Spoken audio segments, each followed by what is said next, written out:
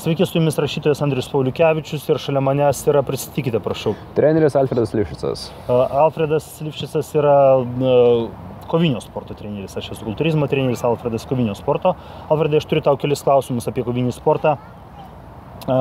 Pirmas būtų, jeigu kažkas augina vaiką, kažkas augina berniuką, kažkokia moteris ir jinai galvoja jį leisti į kovinio sporto treniruotes ir jinai nori arba galvoja, sakykime, vaiko tėvai galvoja, kad vaikas yra arba jau pastebėjo gabumus koviniam sportui, galbūt jisai kieme su visais mušasi, ne, klasiokus muša, mokykloje mokytojus muša ir jisai tam yra gabus, tai kurį kovinį sportą jam geriau pasirinkti, norint tapti profesionaliu sportininku, kuris kovinis sportas yra perspektyviausias, kur daugiausia galima uždirbti.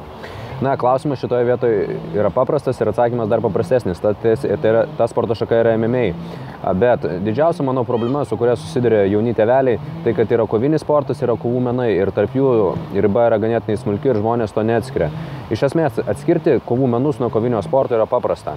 Kovinis sportas yra varžybinis sportas, kaip kultūrizmas, kaip futbolas, kaip bėgimas. Jame yra varžybos ir varžybų pasekoje siekiamas geresnis rezultatas. Tuo tarpu kovų menai, tokie kaip netnam, jiu-jitsu, ne brazilų jiu-jitsu klasikinis, ninjitsu, karate įvairūs stiliai, kurie neturi varžybų, ar aikido, jose nėra varžybų, todėl nėra tikslo sportininkams tobulėti ypatingo. Kai tuo tarpu koviniam sporte, kaip boksas, kaip kickboksas, kaip taekwondo, kaip dziudo, kaip imtynės laisvosios graikų romėnų, yra varžybinės sporto šakos, jose yra Europos čempionatai, yra pasaulio čempionatai, ten sportininkai tobulėja ir siekia to aukso medalio. Tada mes skirstytume iš kovinių sporto šakų, kurios sporto šakos turi profesionalias varžybas. Iš esmės, kaip ir galiūnų varžybos ar kultūrizmo varžybos skirstomos į mėgėjų ar profesionalų. Tai profesionalios sporto šakos, iš kurių galima uždirbti šiais laikais, yra dvi. Tai yra profesionalus boksas ir profesionalus MMA. Gerai, tada kitas kriterijus, pagal ką galima rinktis, pagal kurį, tarkime, gali tėvai rinktis arba vaikas rinktis, kuri kovinio sporto šaka yra pati efektyviausia, kalbant apie savigyną. Tarkim, jis nenori tapti profesionaliu sportininku, bet tam, kad gerai jaustųsi, tam, kad jaustųsi saugus, tam, kad galėtų apsiginti.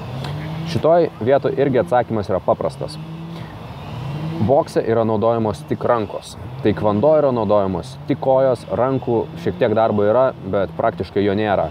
Dziudo yra tik metimai sugriebent už kimono. Imtynėse yra tik imtynių veiksmai be skausmingų veiksmų, be lūžimų, be smaugimų.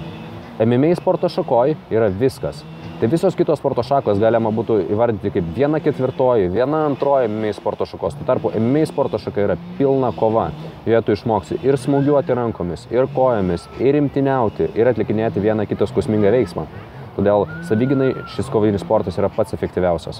MMA tam paaiškinti tam, kad suprastų tie, kurie nežino, yra mixed martial arts. Tai yra mišrūs kovos menai, turbūt lietuviškai būtų teisingai. Taip. Turbūt taisyklingas vertimas būtų toks, jeigu Lietuvių kalbos komisija, žinoma, jį patvirtino.